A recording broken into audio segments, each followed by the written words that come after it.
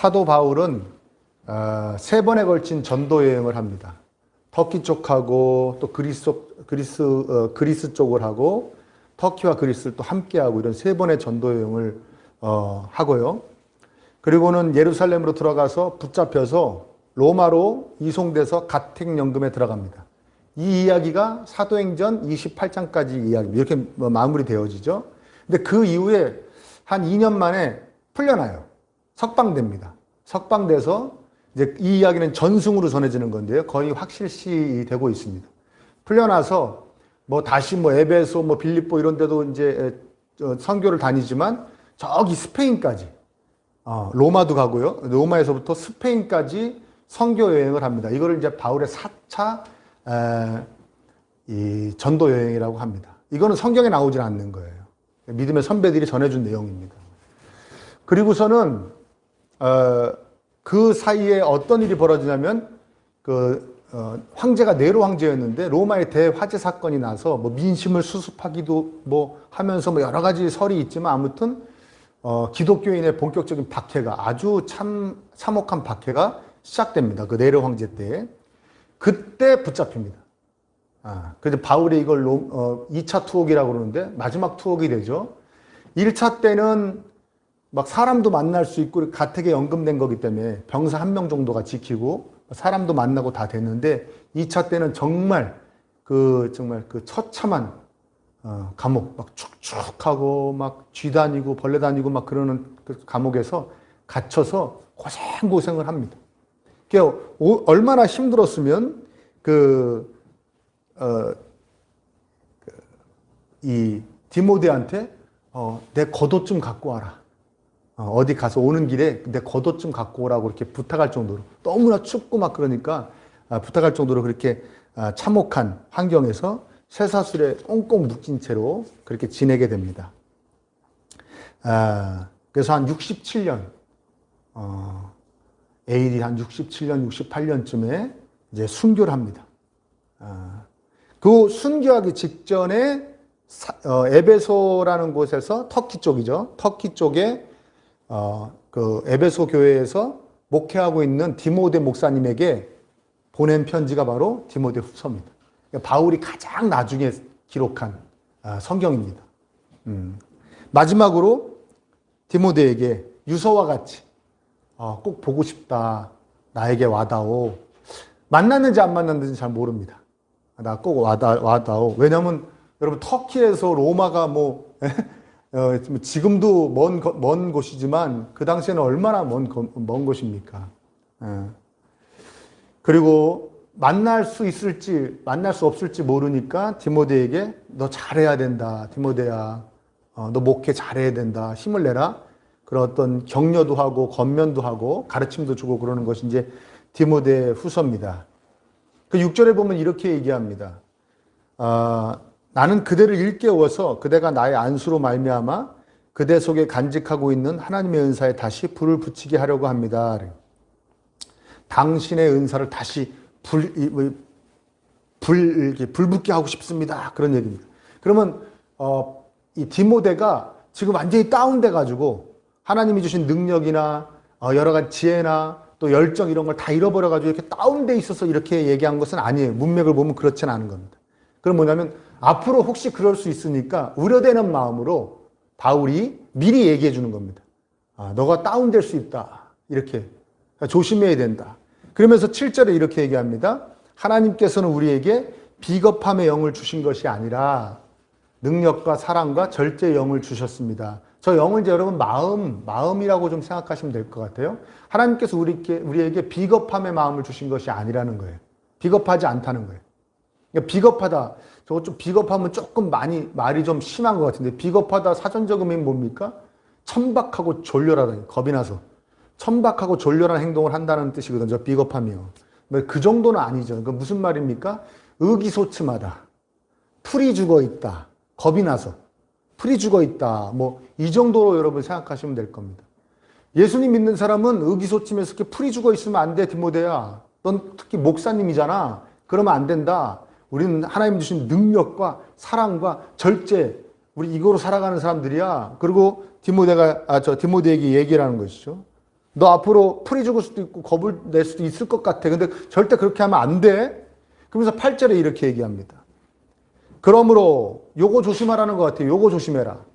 그대는 우리 주님에 대하여 증언하는 일이나 주님을 위하여 갇힌 몸이 된 나를 뭐 하지 말고? 부끄러워하지 말고. 그러니까 뭘 부끄러워하지 말라냐면 두 가지 부끄러워하지 말라는 거예요. 너가 이걸 부끄러워하면 너가 풀이 죽는다는 거예요. 너가 의기소침한다는 거예요. 첫 번째, 복음을 부끄러워하지 말라는 겁니다. 복음을 전파하는 것을 부끄럽게 생각하지 말아라. 그렇게 얘기합니다. 여러분, 복음이 부끄럽습니까? 응? 너무 귀합니까? 너무 귀해서 누구한테는 주고 싶지 않죠? 그쵸? 나만 갖고 싶고 있죠. 부끄러운 건 아니죠? 예. 근데 복음이 지금은 우리가 뭐 지나가는 사람한테라도 예수님 믿으세요 그러면 다 알죠. 뭐 정확하게 몰라도 그 예수님 그 예수 믿으라는 거구나 이렇게 알지만 이 당시에는 예수란 이름은 듣도 보도 못한 이름이에요. 그 예수님 이 복음을 설명하려면은 하나님부터 여호와 뭐 하나님 이거부터 쭉 설명해야 되는 거예요. 다 일일이 설명해야 됩니다. 하나님이 신이라는 것부터 해서 그 신에게 그 신을 주인 자리에서 밀어내고 자신이 주인 된 것이 죄라는 이야기부터 쭉 해야 되죠. 근데 그 하나님이 사람의 몸을 입고 이 땅에 오셔서 십자가에서 죽으시고 부활하심으로 우리를 구원하신 겁니다. 그걸 믿으면 구원받습니다. 이 얘기를 쭉 해야 되는데 그럼 사람들이 이렇게 얘기할 수 있잖아요. 그 예수는 어떤 대단한 업적이 있습니까? 업적이 뭐가 있습니까? 뭐 기념비가 있습니까? 무덤도 없어요, 심지어. 무덤도 없어요. 그럼 저서는 뭡니까? 저서도 없어요. 그분이 쓴 책이 있어요. 그러면 몇 년 동안이나 여러분을 가르쳤어요? 그럼 뭐라고 얘기해야 됩니까? 햇수로 3년. 세상에 그런 위대한 사람이 어디 있습니까? 햇수로 3년 활동한 위대한 사람이 어디 있습니까? 최소한 30년이지. 3년이요. 그래요?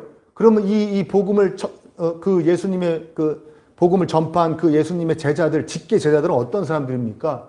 어부, 사람 취급 못 받는 세리, 매국노 이런 사람들입니다.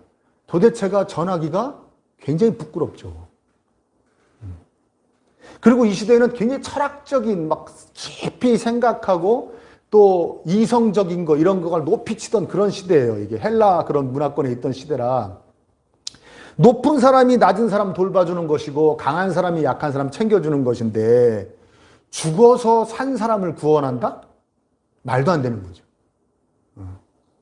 참으로 말도 되지 않는. 하긴 지금도 복음이 솔직히 말도 되지 않죠. 네? 아니 우리 믿음을 싹 빼고 그냥 객관적으로 생각하면 말이 됩니까 안 됩니까? 말이 안 되죠. 저 지금도 이해가 안 가는 게 하나님이 도대체 왜 이 땅에 오셔서 우리를 구원하신다고요.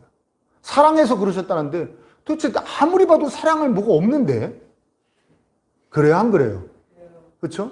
도대체 날 보면 날 도대체 뭘 보고 사랑하시는 거지? 지금도 이해가 안 가잖아요.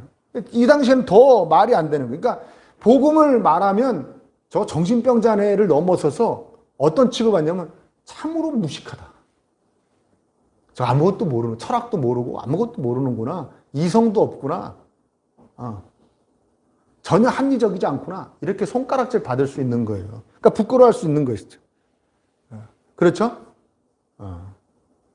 여러분은 자랑스럽죠? 부끄러워하지 않으시죠? 아멘? 다만 너무 귀해서 다른 사람한테 얘기 안 해주는 거죠? 나만 알고 있으려고?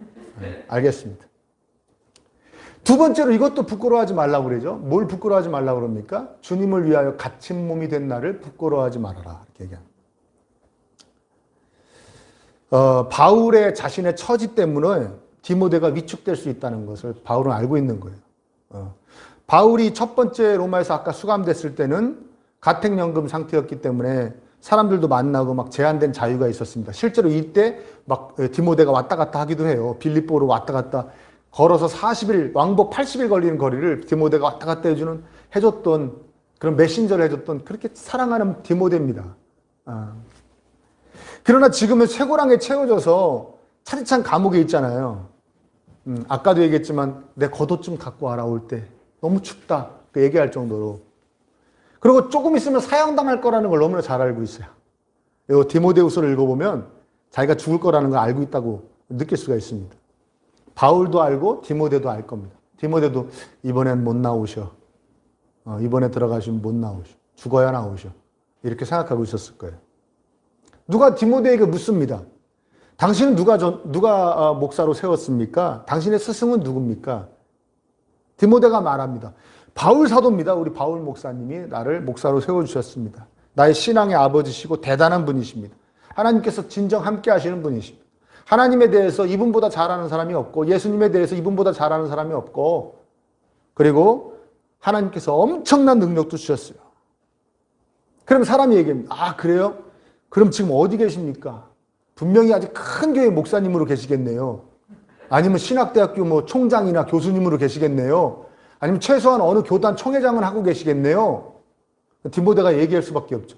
지금 저기 로마 감옥에 갇혀서 죽을 날 기다리고 있어요. 이렇게 얘기해야 됩니다. 바울 사도. 이런 상황인 거죠.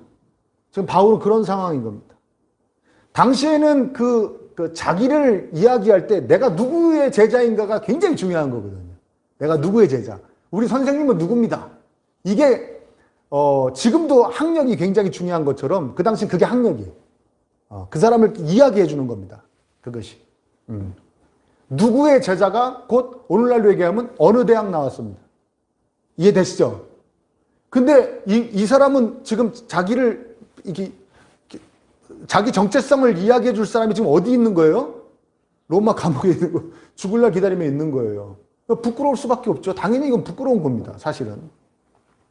그리고 디모데가 바울을 봐도 야 이게 뭔가 저분이 복음을 위해서 예수님을 위해서 얼마나 애를 썼는데 지금 저 차디찬 감옥에서 아니 뭐 부귀영화를 누리는 건 바라지 않지만 그래도 편안하게 돌아가셔야지 평범하게 살다 돌아가셔야지 그렇게 지금까지도 그렇게 많이 두들겨 맞고 그랬는데 아 이게 뭔가 어떻게 저기서 저렇게 죽으실 수가 있나. 디모데도 의기소침할 수가 있었을 거예요. 우리 아버지 우리 스승님 너무 불쌍하다.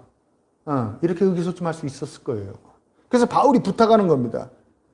복음 전하다가 이렇게 몹쓸 지경에 참혹한 지경에 처했다고 하더라도 부끄러워하지 마라. 그건 부끄러운 일이 아니다. 너 위축될 일이 아니다. 라고 이야기합니다. 왜 그런가? 그게 이제 9절부터 설명이에요. 한번 읽어볼까요? 시작. 하나님께서 우리를 구원해 주시고 거룩한 부르심으로 불러주셨습니다. 그것은 우리 행실을 따라 한 것이 아니요 하나님의 계획과 은혜를 따라 하신 것입니다. 이 은혜는 영원 전에 그리스도 예수 안에서 우리에게 주신 것인데 하나님이 우리를 구원하셨어요. 디모데에게 얘기하는 겁니다. 하나님 우리를 구원하셨어요. 근데 이게 우리가 뭘 해서 우리가 잘나서 구원하신 게 아니라 그 전부터 우리를 구원하시려고 준비하셨어요. 그리스도 예수를 통해서 구원하시려고 준비하신 겁니다. 착착착착착 그 계획을 세워서 진행해 오시다가 10절에 이제는 우리 구주 그리스도 예수께서 나타나심으로 환히 드러나셨습니다.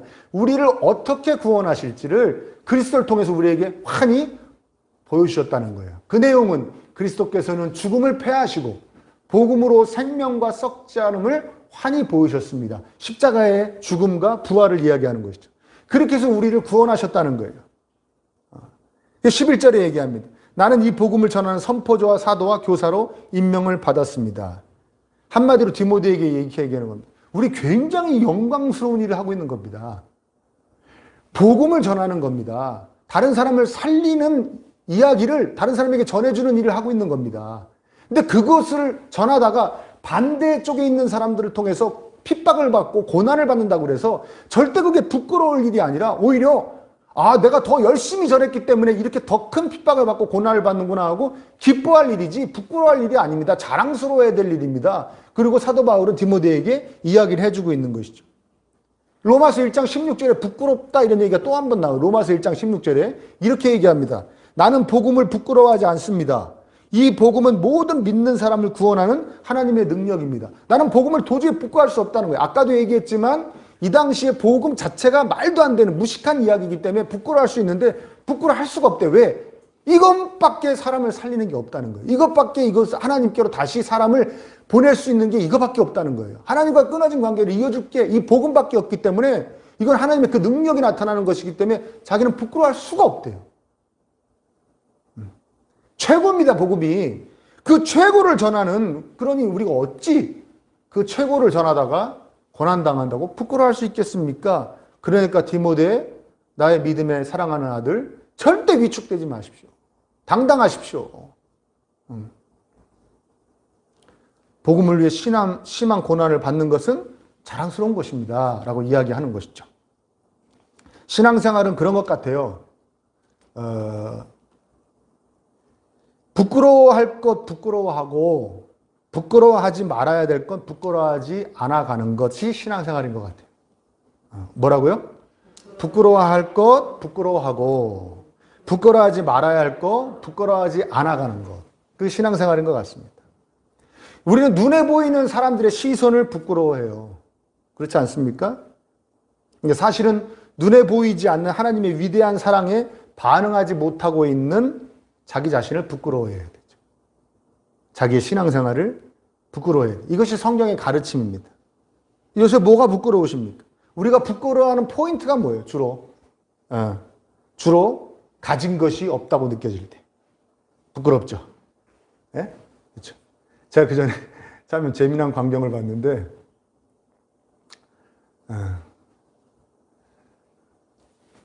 제 친구가 저하고 같이 가다가 제 친구가 탁 숨는 거예요. 숨는 거예요. 야, 왜 그래? 잠깐만 있다 가자는 거예요. 그러니까 어느 주차장으로 가던 길이거든요. 이렇게. 주차장으로 가던 길인데 잠깐만 있다 가자는 거예요. 왜 그래? 조금만 있다. 좀 이렇게 보더니 가자 됐다 하고 가는 거예요. 왜? 저 사람이 나하고 사업적으로 아는 사람인데 얘가 요새 어려워가지고 차를 작은 차로 바꿨어요. 작은 차로 바꿨는데 그 사람 앞에서 심한 말로 쪽팔리다 이거예요. 자기가 작은 차를 타는 게. 그러니까 자기가 거기서 그 사람 거기서 있는데 자기가 가서 삑삑해고서 타면은 부끄럽잖아요. 그러니까 숨었다가 그 사람이 자기 차 타고 가면 그래서 저한테 잠깐만 있어보자 그런 거예요. 부끄러울 수 있죠. 차 같은 걸로도 부끄러워하고 그러는 경우가 있는 것 같더라고요. 예. 부끄러운 거죠. 요새 여러분 뭐가 부끄러우십니까? 그렇죠? 다른 사람보다 자기가 낫다고 생각할 때도 부끄럽고 약하다고 생각될 때도 부끄럽습니다. 부모를 부끄러워할 수도 있고 자식을 부끄러워할 수도 있고 형제자매를 부끄러워할 수도 있습니다. 혹시 여러분이 다니는 교회를 부끄러워하진 않죠? 교회를 부끄러워할 수도 있습니다. 교회를. 성도들이 예수님 믿는 사람들이 많이 모여서 막 우리 교회는 뭐 어디고 우리 교회는 뭐 망드리 교회, 우리 교회는 안사랑 교회 막 얘기하는데 우리 교회는 우리 어느 교회예요? 기쁨의 교회라고 모르실 거예요. 저 있어요. 목사님은 이거 유명한 목사님 뭐 이름만 똑같아요. 모르실 거예요. 인터넷에도 안 나와요. 이게 부끄러워할 수도 있어요. 이거 사실입니다. 그렇죠? 너무 콕 찍죠? 다 그런 거예요. 자기가 덜 가졌다고 생각할 때, 낫다고 생각할 때, 약하다고 생각할 때, 그렇죠? 자기가 연약한 것도 부끄러움의 어떤 요소가 될 수가 있죠. 부끄러울 때. 근데 이런 것이 잘 되어졌다고 여겨지면 부끄럽지 않고 뿌듯할 수도 있어요. 그리고 심지어 어떤 분들은 나는 그냥 부끄러운 게 없다. 난 부끄러운 게 없어. 세상 부끄러운 게 없어. 난 당당해. 그럴 수도 있습니다. 특히 사이코패스 그게 강한 분일수록 부끄러운 게 없죠. 요새 그런데 이런 노래가 있어요, 여러분. 어떤 노래가 있냐면 부럽지가 않아라는 노래가 있습니다. 난 하나도 부럽지가 않아. 어떤 유명한 가수가 부른 건데 한번 들어보십시오. 재밌습니다, 가사가. 근데 여러분 이걸 아셔야 돼요. 내가 부럽지 않다는 얘기는 부러워해 봤다는 거예요. 그렇죠? 부러워해 봤으니까 부러워하는 게 어떤 건지도 알고 그러니까 지금은 나는 그 감정이 아니니까 그 느낌이 아니니까 부럽지가 않다고 말할 수 있는 것이죠. 이해되십니까? 자기가 이성적으로 생각할 땐 저건 부러워야 되는 상황인데 나는 근데 부럽지 않아. 그러니까 노래하고 싶은 거예요. 사람들한테 얘기하고 싶은 거예요. 난 부럽지 않다고. 사실은 부러워야 되는데 안 부러우니까 노래하고 싶은 것이지. 부러운 거 부러운데 뭐하러 노래합니까? 그렇죠? 부럽지 않아야 될 거, 부럽지 않은 것을 뭐하러 노래하냐고요. 그럴 필요 없잖아요. 마땅히 부러워할 거라면 자기도 아는데 안 부러우니까 이 마음을 노래하고 싶은 거예요. 그 노래한 겁니다. 이해되세요? 마찬가지로 바울 사도가 디모데에게 부끄러워하지 마세요. 그리고 자신도 12절에 나는 내가 부끄럽지 않습니다. 라고 얘기하는 건 부끄러워해 봤다는 거예요. 자기도. 이해되세요? 바울이 정신병자가 아닌 거예요. 바울이 사리분별 못하는 사람이 아닌 거예요. 너무나 세상도 잘 알아요. 이 사람 대단한 사람입니다. 사도 바울. 많이 다 알고 있어요. 어떤 포인트가 부끄러운 포인트인지 다 자신도 잘 알고 있습니다. 그런데 자신이 부끄러워야 되는데 자기 지금 부끄럽지 않다는 거예요. 사실은 부끄러운 적도 있었는데 지금 부끄럽지 않다는 겁니다. 어떤 맥락에서 부끄러워야 된다는 걸 아는 바울이 이야기하고 있는 것이죠. 그런데 왜 이제는 부끄럽지 않다고 자신 있게 말합니까? 결론적으로 얘기하면 자신의 삶이 복음으로 채워졌기 때문에 그렇습니다. 주 예수 그리스도의 복음으로 자신의 삶이 채워졌기 때문에 그래요. 하나님에 대해서 알아갈수록 그분의 그 사랑이 가득 담긴 복음의 위대함을 알게 되고 이 복음을 전함이 얼마나 아름다운 일인가를 알기에 그 아름다움이 자신의 삶을 부끄럽지 않게 해주는 것이죠. 그래서 사도 바울이 그 전에 자기 잘 나가던 삶을 뭐라고 얘기하냐면 배설물이다, 오물이다 이렇게 얘기합니다. 그 사람이 어떤 사람이었냐면요. 사도 바울이 유대교의 젊은 지도자였어요. 그리고 가말리엘이라는 문화생, 지금으로 얘기하면 뭐라고 그래야 될까요? 하버드 법대? 세계적으로 얘기하면 하버드 법대를 나온 사람입니다. 이 사도 바울이. 그리고 이 사람을 청년 사울이라고 이야기할 때 그 청년이라는 단어는 20세 후반에서 40세 초반까지의 사람을 이야기하는 거예요. 그때 이미 공회원이었을 가능성이 커요. 공회원이 뭐라면 우리나라의 국회의원이에요. 이보다 더 잘 나갈 수가 어디 있습니까? 그리고 그렇게 예수님 믿는 사람들이 이단이라고 그래가지고 죽이러 다닌 걸 보면은 이 야망도 대단한 사람이에요. 자기가 뭐 한 자리 해먹으려고 했던 것 같아요. 그러니까 그렇게 앞장서서 죽이러 다녔죠. 그러니까 성공가도를 막 달던 사람이에요. 그러니까 정말 그 삶이 사실은 자신이 자랑스러워해야 할 삶이에요. 그런데 빌립보서 3장 7절에서 8절에 뭐라고 얘기하냐면 이렇게 얘기합니다. 나는 내게 이루었던 것은 무엇이든지 그리스도 때문에 해로운 것으로 여기게 되었습니다. 그뿐만 아니라 내 주 예수 그리스도를 아는 지식이 가장 고귀함으로 내 주 그리스도를 아는 지식이 바로 복음 얘기하는 것이죠. 내 주 그리스도를 아는 지식, 내가 복음을 아는 것이 가장 고귀함으로 나는 그 밖에 모든 것을 다 해로운 것으로 여깁니다. 나는 그리스도 때문에 모든 것을 잃었고 그 모든 것을 오물로 여깁니다. 배설물로 여긴다는 거예요. 예수님을 알고 나니까 그 옛날에 정말 자랑스러웠던 그 모든 게 다 배설물로 오물로 느껴진다는 거예요. 여겨진다는 거예요. 해로운 것으로 가득 찬 삶이었다는 겁니다. 다르게 얘기하면 부끄러운 삶이었다는 거예요. 참으로 부끄러운 삶. 그러니까 자신에게서 예수님을 빼면, 내 삶에서 복음을 빼면 자신은 그저 부끄러운 삶이었다는 거예요. 삶이. 자기 삶을 이렇게 들어보니까 야 정말 부끄럽기 짝이 없다. 잘난 줄 알고 자기가 최고인 줄 알고 많이 배웠겠다, 알겠다, 높겠다, 열정도 있겠다. 그리고 막 설쳐된 자기의 삶이 부끄럽기 짝이 없다는 거예요.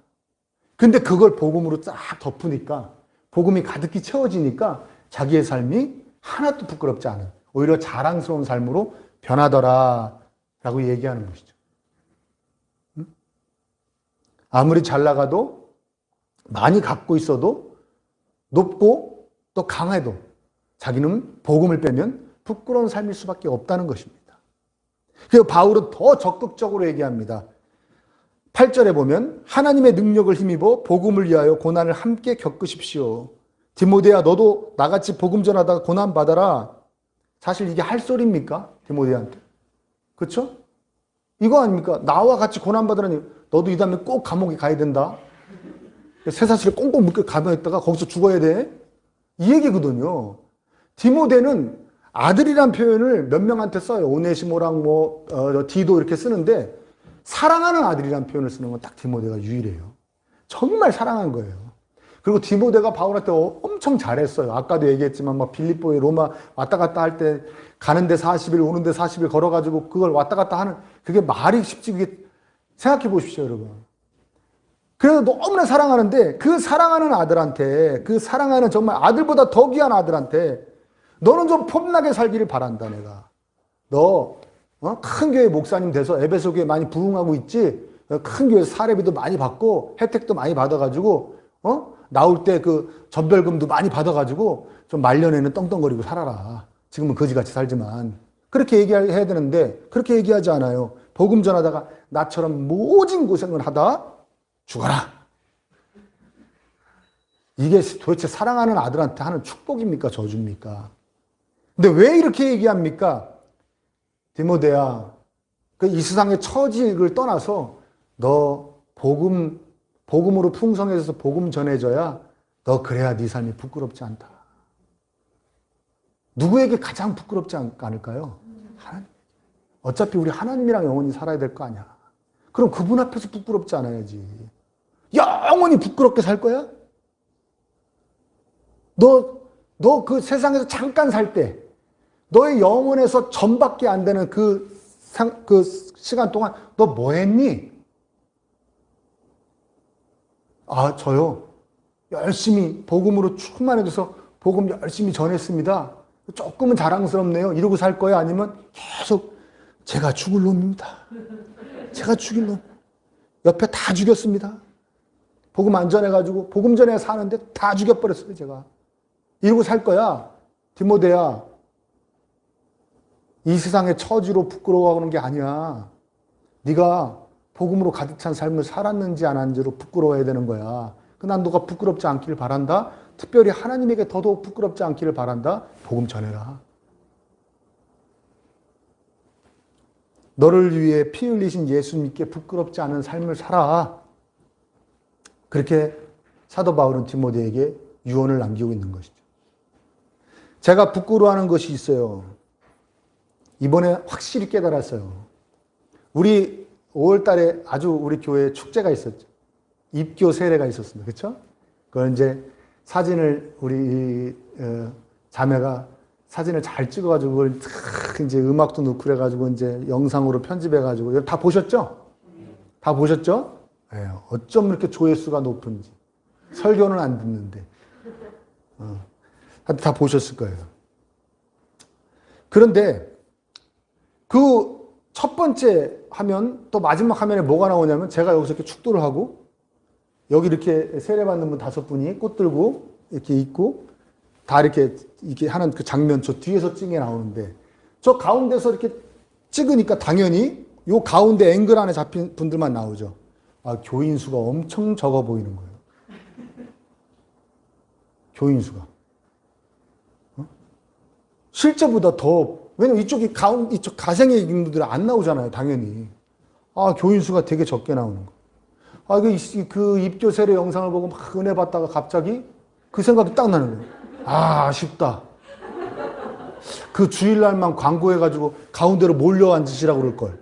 막 그런 생각이 들면서 확실하게 깨달았죠. 네가 교인 수가 적은 게 부끄럽구나. 왜? 그 영상은 다른 교회 교인분들도 저를 아는 분들도 다 보잖아요. 심지어 제 동창들도 봐요. 고향 친구들도 보고. 아, 은호가 고생 많구나. 제 고향 친구들한테 가서 제가 느낀 게 있는 뭔지 아십니까? 목사들은 다 잘 사는 줄 알더라고요. 참 우리 목사들이 진짜 죄 많이 졌어요. 목사들이 다 잘 호의호식하고 떵떵거리고 다 그러고 사는 줄 알더라고요. 말하는 투가 그래요. 그렇다고 제가 그 앞에서 난 아니야. 그럴 수도 없고 그래. 잘 살고 있어. 잘 산다고 그러지 뭐라고 잘 사는 걸. 그렇죠? 그 다 보는데 내가 교인 수가 많지 않은 걸 부끄러워하고 있구나. 확실히 알았어요. 그런데 여러분 진짜 부끄러워야 되는 게 뭔지 아십니까? 이렇게 많지 않은 교인들도 제대로 못 가르친 걸 부끄러워해요. 이렇게 많지 않은 교인들도 진짜 한 분 한 분 붙잡고 가르치지 못해가지고 자기가 믿는 게 뭘 믿는지도 모르고 기독교인이 뭡니까? 잘 몰라요. 그냥 다녀요, 교회. 어떻게 하면 구원받는 겁니까? 하나님 믿으면 구원받죠. 이슬람 교도도 하나님 믿던데 알라라고? 그러네. 그들도 구원받나? 어떻게 구원받는지 모르고, 자신이 뭘 믿는 건지에 대해도 잘 모르고, 설명해 보라면 더 못하고, 그래서 아무한테도 안 전하고, 한 명도 전도해 본 적 없고, 이렇게 교인들을 만들어 놓은 걸 부끄러워해야죠. 부끄러워하려면. 복음을 부끄러워하는 교인으로 만들어 놓은 거, 복음 전하는 걸 부끄러워하는 교인으로 만들어 놓은 거, 복음 전하다가 고난받는 걸 부끄러워하는 교인으로 만들어 놓은 걸 부끄러워해야지 교인 숫자 갖고 부끄러워하면 안 되죠. 여러분 아멘입니까?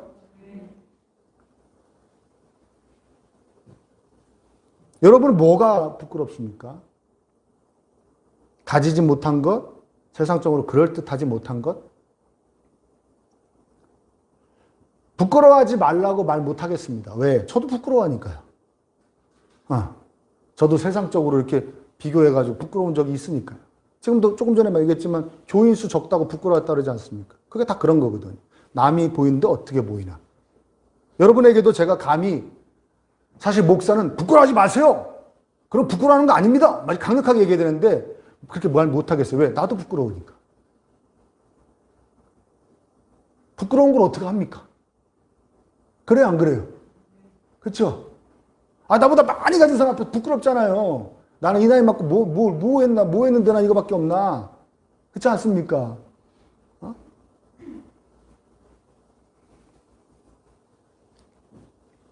그럼 어떻게 해야 됩니까? 부끄러운 걸. 방법은 하나밖에 없습니다. 더 부끄러워해야 할 것이 뭔지 아시면 됩니다. 더 진정 부끄러워해야 할 것이 뭔지 아시면 됩니다. 아멘? 뭡니까?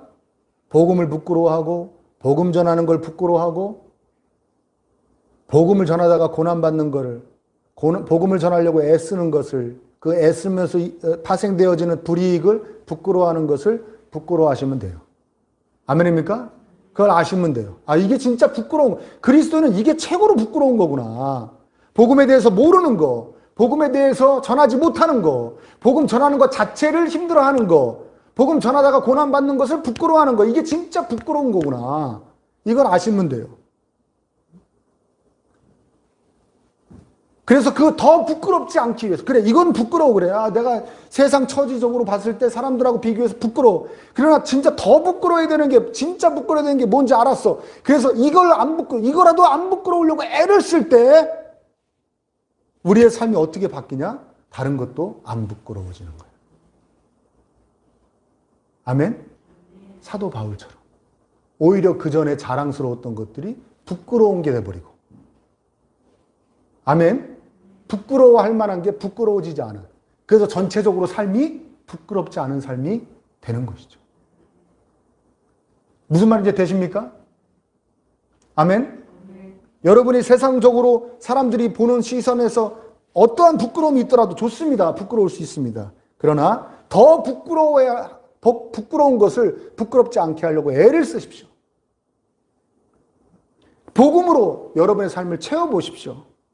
그러면 이렇게 고백하게 될 겁니다. 나는 하나도 부끄럽지가 않아. 나는 내 삶이 하나도 부끄럽지가 않아. 하나님에 대해서 더욱 알아가고 그 사랑에 푹 잠겨서, 그리고 그 사랑 전하려고 애를 쓰시는, 십자가 단단히 붙잡고 복음 전하려고 때로는 고난도 달게 받는 삶. 이 삶이 진짜 삶이지. 이렇게 못하는 게, 복음도 모르고 복음도 전하지 못하는 삶이 정말 부끄러운 삶이지. 내가 그 부끄러움은 당하지 말자. 그래서 그것을 부끄럽지 않게 하려고 애를 쓰는 삶이 여러분의 전체 삶을 부끄럽지 않게 할 줄 믿습니다. 아멘. 여러분이 낮아진 것도 복음 전하면서 낮아진 거고, 여러분이 많이 갖지 못한 것도 복음 전하면서 많이 갖지 못하게 된 것이고. 아멘입니까? 여러분이 약해진 것도 복음 전하면서 약해진 것이기 때문에 부끄러운 게 아니죠. 왜? 복음이 가운데 딱 자리 잡고 있으니까요. 복음에 대해서 더욱더 마음속에 간직하시고 복음 잘 많이 전하는 여러분 되시기를 축원합니다. 그래서 여러분들이 입술에서 이런 표현이 나왔으면 좋겠어요. 나는 하나도 부끄럽지가 않아. 내 삶은 정말 부끄럽지 않는 삶이었어.